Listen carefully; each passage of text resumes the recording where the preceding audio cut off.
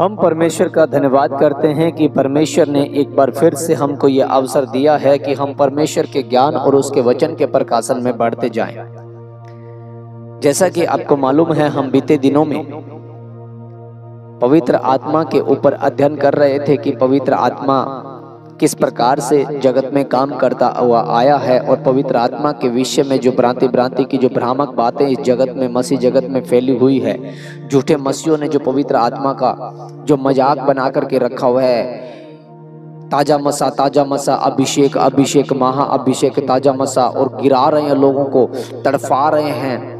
दुष्ट आत्माओं के चुंगल में फंसे हुए लोगों को भरमा करके ये कह रहे हैं कि पवित्र आत्मा का अभिषेक आ रहा है, जबकि उनके जीवन में बदलाव आए न आए, पर वो गिरते हैं, खुले बाल करते हैं, कपड़े फट जाते हैं और तरह तरह की ऐसे मतलब लज्जित भरे जीवन को वो पवित्र आत्मा में कन्वर्ट करके दिखाते हैं और लोगों को भरमा करके जो लूटा जा रहा है, जो पैसे का जो बिजनेस बना रखा है। प्रभु यीशु मसीह ने कहा था कि अंतिम समय में ऐसा ही होगा, पर तुम देखो, कोई तुम्हें भरमाए तो उनकी बातों में मत आ जाना। लोग कहेंगे मैं मसीह हूँ, कोई कहेगा मैं प्रोफेट हूँ, कोई कहेगा मैं पता नहीं क्या क्या नाम वो अपना देंगे, और झूठे मसीह उठ खड़े होंगे और बहुत से चुने हुओं को भरमा देंगे। और आज ये होने जा रहा है। बीते दिनों में जो हम अध्ययन कर रहे थे तो लिखा गया है, पौलुस कहता है कि उस अधर्मी का जो आना होगा उसकी सारी झूठी सामर्थ के साथ होगा।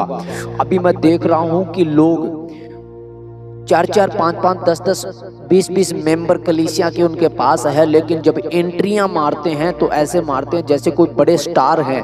एक कलर के कपड़े पहना करके लड़कों को अपने इधर उधर घुमाते हैं, कभी बाइक से, कभी गाड़ी से, ढोल नगाड़े पटाखों के साथ वो घरों में एंट्री मारते हैं।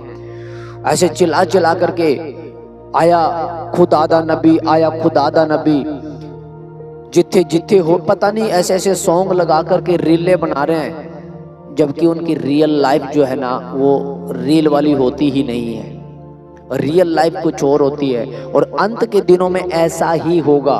लोग लोभी, टिंगमार, स्वार्थी, दया रहित, क्षमा रहित, परमेश्वर के नहीं पर सुख ही के चाहने वाले, भोग विलास के चाहने वाले होंगे। ऐसा पौलुस ने तीमुथियुस को बताया था। पर हे मेरे पुत्र, तू इन बातों से बच के रहना, तू विश्वास की अच्छी कुश्ती लड़ना। मेरे परमेश्वर में प्रिय भाइयों और बहनों, आज हम परमेश्वर में विश्वास की अच्छी कुश्ती लड़ने के लिए खड़े हुए हैं। आप जो शिक्षा प्राप्त कर रहे हैं, इस शिक्षा के अंदर आपको कोई भी एंट्री नहीं मारनी है, इस शिक्षा के अंदर आपको कोई भी ऑफरिंग नहीं देनी है। खुदा आपको अगर अगुवाई करे, आपको लगे कि हम सच्ची शिक्षा में आगे बढ़ रहे हैं और भाई हमारा और ज्यादा परमेश्वर के कामों को करे और परमेश्वर इस भाई को और ज्यादा आगे इस्तेमाल करे, तो आप हमारी सेवकाई के अंदर आपका प्रथम आत्मा में आवाज आए तो कुछ हिस्सा बो सकते हैं खुदा के लिए। बाकी हमें आपकी किसी भी पैसे की जरूरत नहीं पड़ेगी, क्योंकि खुदा ने हमें बुद्धि, समझ और ज्ञान इतना दे रखा है। परमेश्वर ने हमें इस काबिल बनाया है कि हम भोजन कर सकते हैं और वो हमें देता है खाने को, और जीवन में जीने के लिए रोटी ही चाहिए, सो हमें खुदा देता है। प्रभु आपको बहुत ज्यादा ब्लेस करे। तो आइए हम जानते हैं, आज इस बात को हम जानेंगे, पवित्र आत्मा और कबूतर का रहस्य। बीते दिनों में हम पवित्र आत्मा के कितने रूप है, किस प्रकार से काम करता है, वो हम जान पा रहे थे। हम जान रहे थे कि पवित्र आत्मा परमेश्वर का तीसरा व्यक्तित्व है, जो परमेश्वर के काम करने का तरीका है। और आज हम जो जान रहे हैं वो जान रहे हैं कि पवित्र आत्मा और कबूतर का रहस्य क्या है, पवित्र आत्मा और कबूतर का रिलेशन क्या है, पवित्र आत्मा को कबूतर का रूप ही क्यों दिया गया, पवित्र आत्मा को पक्षी के भीतर में क्यों देखा जाता है, और बाइबल हमें कबूतर के विषय में और पवित्र आत्मा के विषय में किस प्रकार से आकर्षित करती है। हम इन बातों को आज जानने की कोशिश करेंगे और पवित्र शास्त्र से ही इन बातों को हम शुरुआत करेंगे। तो हम आज थोड़ा इंट्रोडक्शन लेंगे और कल से हम इस अध्ययन को कंटिन्यू करेंगे।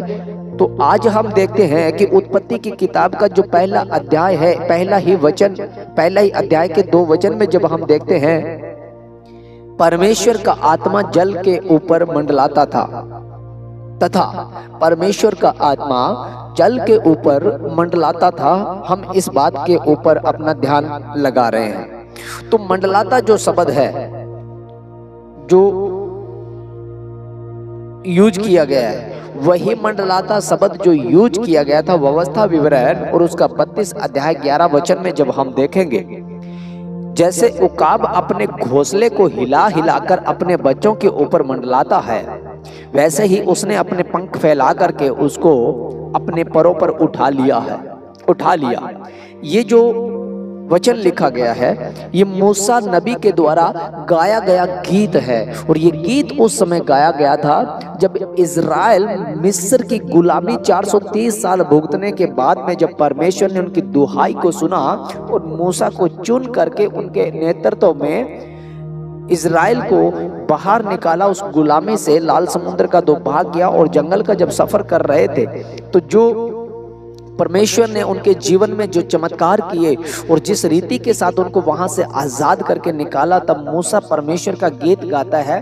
तब वह उकाब को कंपेयर करता है परमेश्वर के काम के साथ। उकाब जैसे घोंसले को हिला करके और घोंसले को तोड़ करके अपने बच्चों के ऊपर मंडलाता रहता है कि जैसे ही वो गिरेंगे वह अपने परों के आड़ में उसको ले लेगा, छुपा लेगा, अपने परों पे बिठाएगा और वापस ला करके उसे घोंसले में बिठा देगा।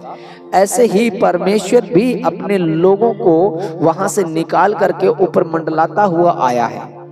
परमेश्वर का धन्यवाद करते हैं इस गहरे रहस्य के लिए कि जैसे ही परमेश्वर ने इज़राइल को मिस्र की गुलामी से निकाला, तो हम देखते हैं कि वह धुएं के बादल और आग के खंबे के रूप में उनके ऊपर मंडलाता हुआ आया।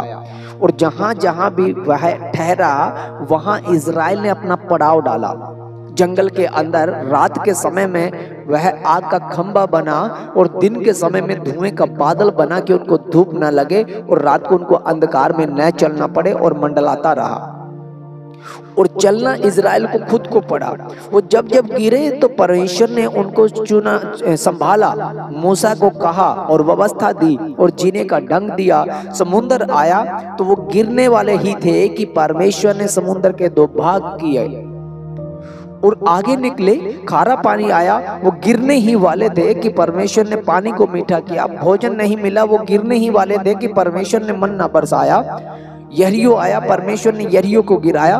जैसे उकाब अपने बच्चों को चलाता हुआ आता है, जैसे उकाब अपने बच्चों को चलना सिखाता है, ऐसे परमेश्वर उन लोगों के ऊपर मंडलाता रहा और उनको चलना सिखाता रहा। सफर करवाया, 40 साल तक जंगल में रखा।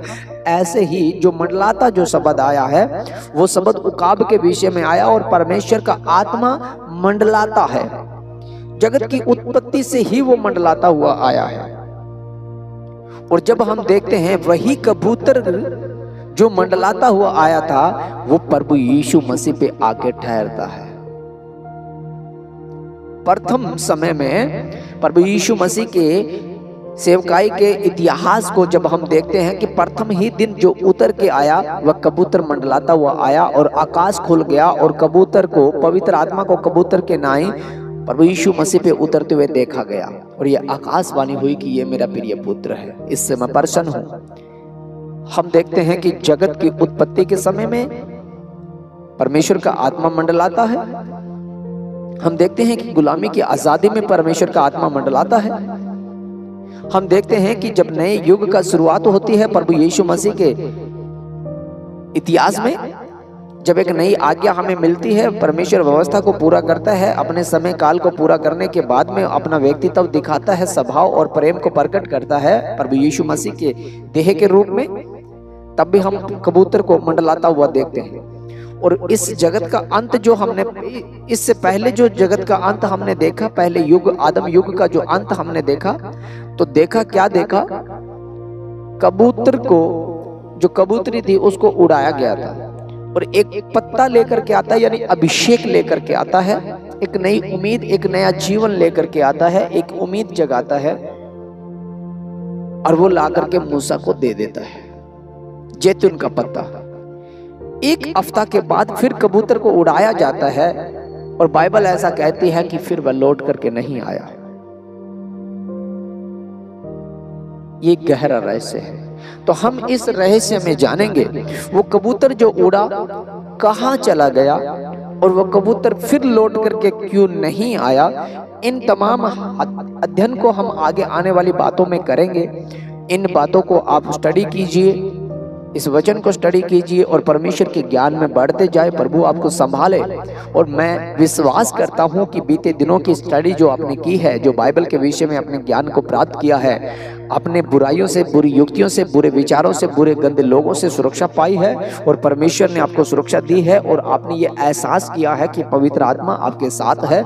पवित्र आत्मा हवा में, तेल में, पानी में, पवित्र आत्मा जगह जहां भी देखोगे अलग अलग रूप में प्रभु का आत्मा आपके साथ काम करता है। ना कि भ्रामक बातों में, गिराने में, उठाने में, गिल्ली गिल्ली गुल्लू गुल्लू करने में कुछ नहीं रखा हुआ है। पवित्र आत्मा जो है वो शांति का आत्मा है, गड़बड़ी का आत्मा नहीं है। पवित्र आत्मा साफ सुथरी बातें बोलता है जो हर किसी को समझ में आती है। ऐसे पवित्र आत्मा ठट्ठो और मखौल नहीं बनता है। पवित्र आत्मा जब आता है तो सामर्थ आती है और पवित्र आत्मा जब किसी में आता है तो हत्या को परिवर्तन किया जाता है और वो जो जीवन, जो नरकीय जीवन होता है, उसमें स्वर्गीय जीवन को प्राप्त करता है। उसके चेहरे का नूर चमकता है। पवित्र आत्मा जिसके जीवन में आता है उसको उसके चेहरे का ग्लो बनता है और वो एक परमेश्वर का नबी के रूप में नजर आता है। विश्वासियों में ये चिन्ह होंगे। तो परमेश्वर ने हमें बहुत सी बातों में बढ़ाया। प्रभु आप सबको आशीष दे, बरकत दे। कल के बाद जो हम अध्ययन करेंगे वो कबूतर के रहस्य को जानेंगे और पक्षियों में परमेश्वर ने क्या क्या ऐसी बातें रखी है उसके विषय में हम जानेंगे। तब तक के लिए परमेश्वर आपको आशीष और बरकत दे। सबको जय मसीह की।